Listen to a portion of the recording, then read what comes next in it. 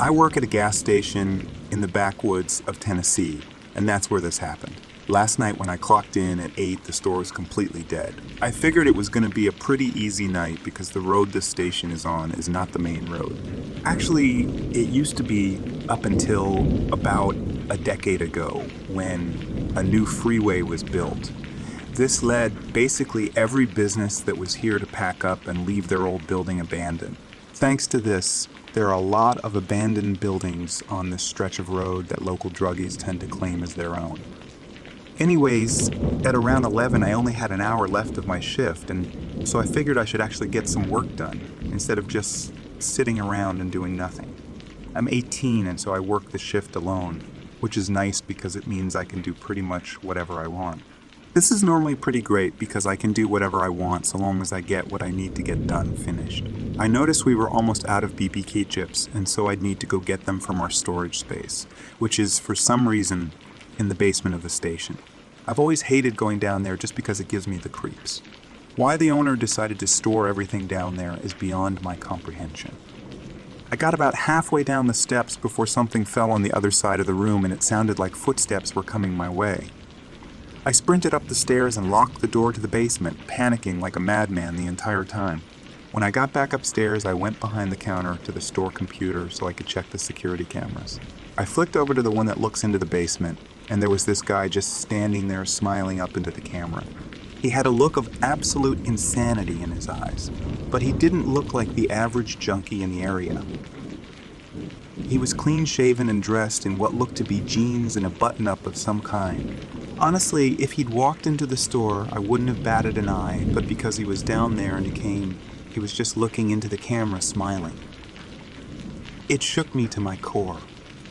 I called the store owner, and at first he was pretty mad. I called him in the middle of the night. But once he heard how freaked out I was, his tone changed. He told me he'd be there in 15 minutes, and just to lock the main door to the store and make sure the man didn't go anywhere. I asked if I should call the police, but for some reason, he didn't want me to do that just yet. I locked the entrance to the gas station and went back to looking at the man. He was still there, just smiling up at me. About 3 or so minutes of him staring at me later, and he walked out of view of the camera. My boss showed up soon after armed with a shotgun, and when I let him in, he immediately went to the basement. I went with him just because I felt safe with there being another person there and all, but we found nothing. My boss ultimately chalked this up to me being tired and hallucinating the man, but I know what I saw. This has me scared shitless as I clock back into work in a few hours, and I'm really dreading it.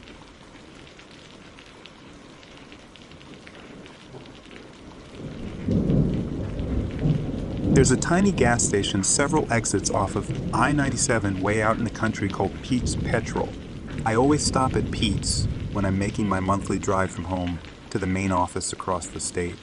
I fill up my tank, I grab a Red Bull, and I use the bathroom. Pete's Petrol is unique in that the bathrooms are a separate building from the rest of the station. I like that. I like the privacy. The washroom was small but clean and hardly trafficked. Stan, the current owner and the son of the late Pete, was the only unpleasant part of my monthly routine. It wasn't that Stan was rude or mean or aggressive in any way. The man was just off-putting. He was tall as a fence post and scarecrow lean.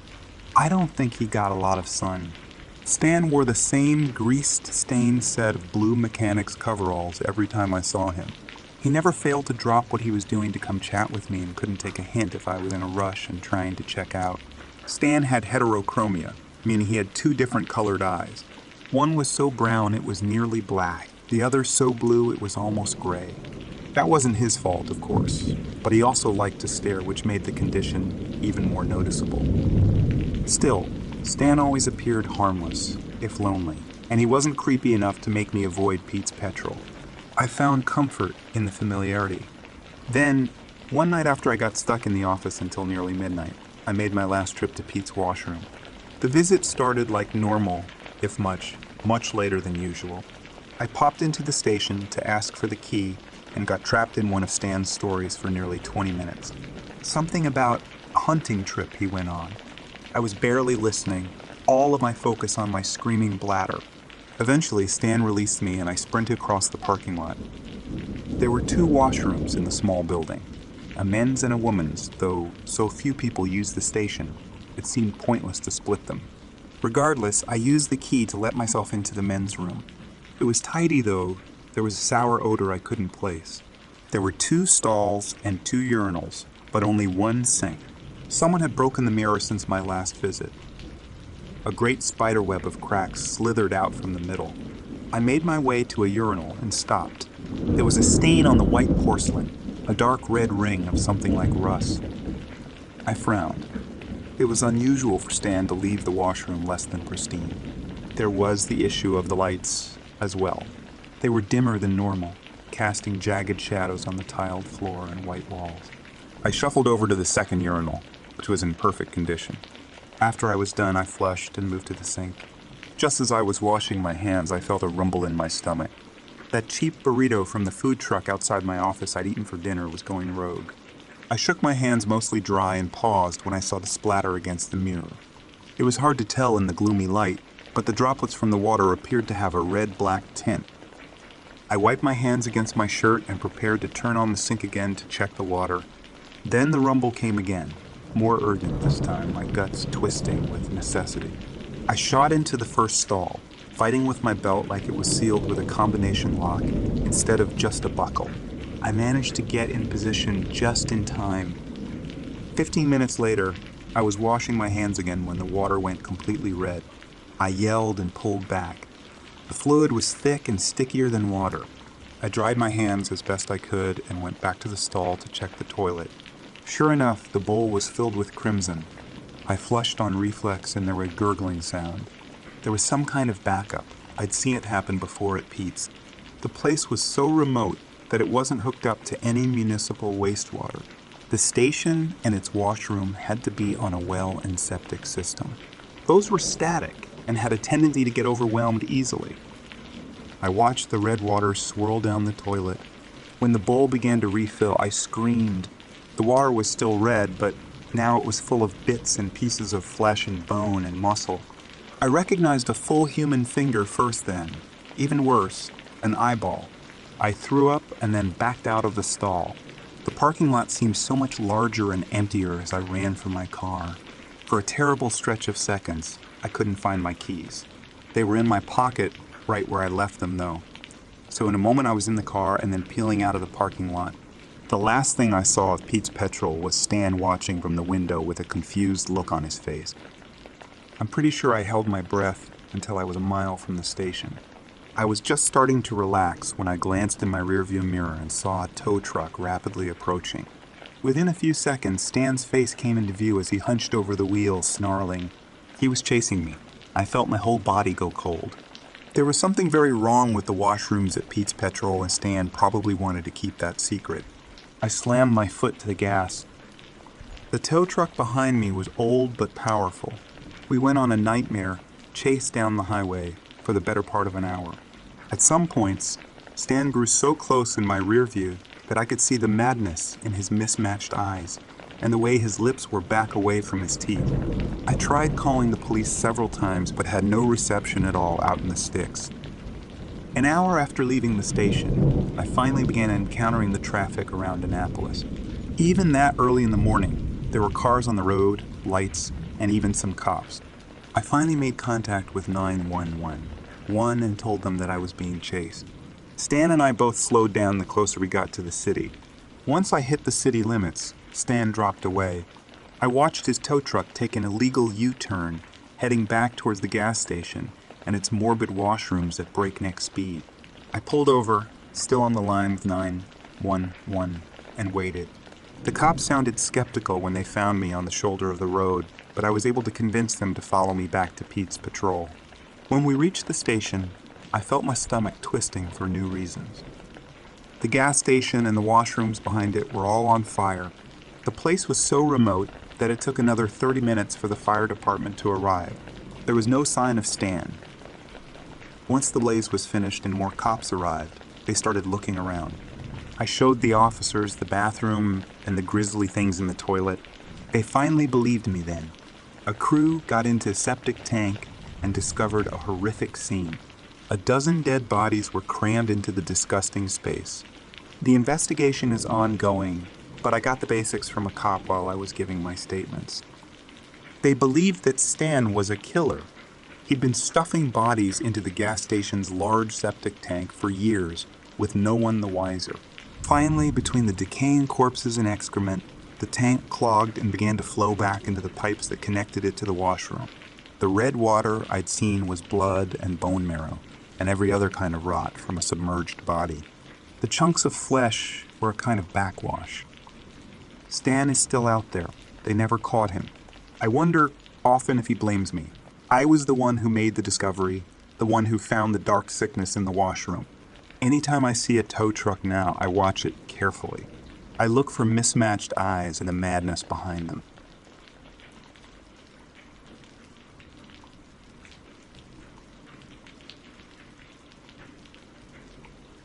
After visiting with family for a while, I got extremely tired and decided it was time to drive home. My parents offered to let me crash there, but I really just wanted to get home and watch some Netflix. I got in the car and noticed my gas tank was almost empty. I thought that was strange because I could have sworn it was full enough to make it back to town. Now I'll remind you that they live in a city that has a lot of creeps and kidnappings, so I couldn't focus on the fact that I was probably too tired to remember that I didn't fill my gas. I just wanted to get out of the dark driveway. I went on Google Maps and looked for some nearby. The closest one was further into town and the opposite way I needed to go.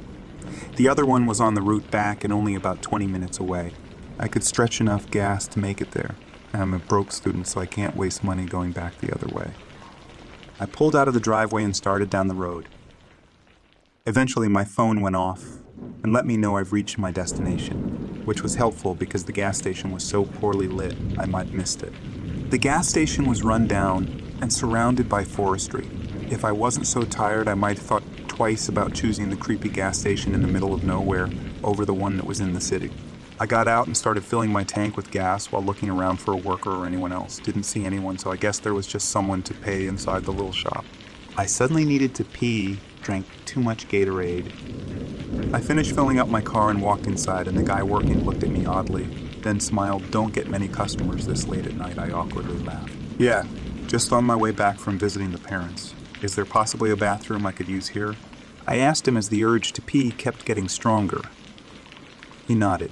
"Yeah, but if you can hold it until you get home, I wouldn't suggest using it." I laughed a little, then realized he wasn't joking. It was about an hour and a half until I got home. I wouldn't be able to wait until then. "It's all right. I don't mind a little dirt. I use my college bathroom all the time. I'm used to going into the battlefield called the public bathroom." He looked like he was gonna say something, but just sighed and gave me the key. "It's around back," he said. I nodded and took the key. Walking back out, I noticed another person had pulled up to the gas tank behind my car. Their car was a bit beat up and old, but it isn't my place to judge. I went around the back and noticed there was no women's washroom and just one washroom for anyone to use. It felt as though people were watching me from the close-by forestry. I struggled to open the door because now I was in a rush to get in there. The door finally unlocked and I got inside. When I went to lock it behind me, I saw that there were no locks on the inside. Getting a little more creeped out just by the flickering light bulb and the leaky tap. Locking my stall behind me, I started to do my business and check my phone while I was at it. Not that there was good connection out here anyways. I turned my phone off as I heard the door open. I stayed quiet and did up my pants. All of a sudden the light went out of what I think happened, got turned off. I could hear someone breathing by the outside of my stall. Now I think I knew what was happening. The perk of the person turning off the light also gave me an advantage. I could crawl under the stalls beside and hopefully get myself enough time to get to the door and to the car. That would mean that I'd have to crawl on the floor that doesn't seem like it's been cleaned since last year. Getting a little dirty seemed better than confronting whoever was outside of my stall. I quietly got down onto the floor and crawled under the stalls until I got to the one closest to the door. I quietly opened the stall door, but of course, this being the rundown shithole it was, it loudly screeched and I heard the dude spin around and start running over to me. I bolted and ran out the door. He was too close behind me to try and get into the car without being grabbed, but I was willing to take the risk. I ran and jumped into my car. Luckily, I had an auto start and could drive away quickly. The guy from the cash register was yelling something at me from the door. I couldn't hear it from the car starting and my heart racing. I got onto the dirt road and felt relieved, knowing I never had to stop there again. I remembered I still had that bathroom key, but they probably had an extra one. That relief quickly went back to panic as I saw a car from the gas station pull out and quickly follow behind me. I sped up and they sped up too. Now the person was flashing their headlights at me. I looked closer into my rearview mirror and saw it was the guy from the register. He really cares that much about this stupid key. I heard a small cough from my back seat. I didn't want whoever or whatever that was to know I heard it, so I kept going a little until the guy behind me finally started honking at me to stop. I pulled over and went to get out as I felt something cold to the back of my neck. A gun. I couldn't even bring myself to say anything.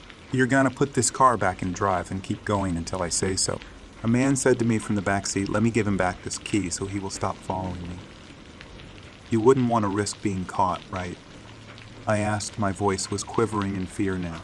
He clicked the gun to show he was ready to shoot it. "No, he will give up eventually," he declared. Tears silently streaming down my face. I put the car back into drive and he lowered his gun. As I was about to start driving, I heard the back door open and someone get thrown out of the car.